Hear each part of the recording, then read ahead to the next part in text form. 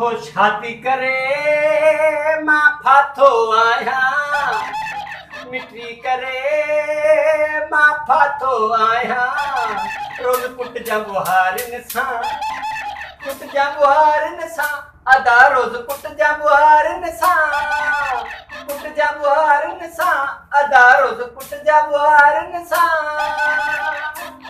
अदा छा थियो? मिलिया ज़ोरावर ज़ालु ज़ालु करे, हीणो थी हाल हाल, रोज कुटबो वता, सोटिन सां सटबो वता।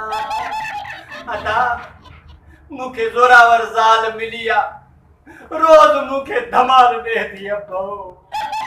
छाकाणि धमाल ॾे थी, कुझु असांखे ॿुधा। साईं मां अनपढ़ियो जाहिल, मुंहिंजी घरवारी MA पास, पाण में नथा ठहूं। हो चए थी सोरी त मां चवां थो सोरी, हो चए थी सोरी त मूंखे यादि अचे थो जुमो कोरी काॾे वञा भाऊ। पोइ लिखी पढ़ी छोकिरी सां तो छो शादी कई?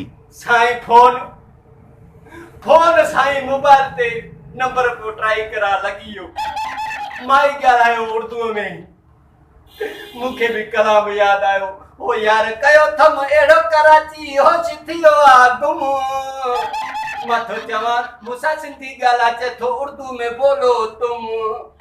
पहिरें इहे कलाम मूंखे मज़ो ॾियण लॻा। मां रोज़ ॻाल्हाईंदो रहियुसि, 30 रुपए जो लोड कराए, रोज़ 30 रुपया ख़र्च कराया। मां छोकिरी सेट कई, अंत ॻाल्हि शादी जी आई। मां शादी करे जॾहिं घर पुगुमि त हाणे मूंखे ॾिसे थो, बुहारी भी मां ॾियां थो, थां भी मां धोयां थो, कपिड़ा भी मां धोआं थो भाऊ। पर हुन लिखी पढ़ी तो तां शादी कीअं कई? फोन के हुनखे ख़बर न पई थे टाउन कमेटी जो बुहारी ॾींदड़ आहे? साईं हुनजो बि कसूर न आहे। असल में मुंहिंजी फेसबुक ID ते शाहरुख खान जो फोटो लॻल हुयो। हुन सम्झो त शाहरुख खान जो पक मुहांडे वारो माण्हू आहे। हुनखे कहिड़ी ख़बर पई खोपलो हुनजे मुंहं में लॻल। जॾहिं न मां घूंघट शादी वारी राति मथे कयोमांसि, माई मूंखे ॾिठो दंदड़ पई थियसि। माई बेहोश, मां पाणी हणाना घंटे का बाद में होश में आई, मुंहिंजो मुंहुं ॾिठी, मूंखे चए तुमने धोखा किया है। मां चयो धोखो त धोखो, जहिड़ो बि आहियां मां तुंहिंजो हाणे मुड़ुसु आहियां। बसि हुन ॾींहं खां वठी मूंसां कस्ती पई आहे त हाणे रोज़ मूंखे ॿारनि सां कुटे थी भाऊ।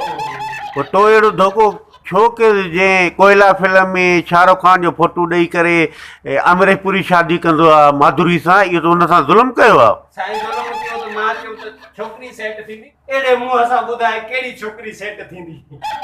धोखो मुंहिंजी मजबूरी हुई, हाणे कमु करणु मुंहिंजो ज़रूरी आहे। अदा वञ मां पंहिंजो कमु करे वठां। हो शादी करे मां फाथो आहियां।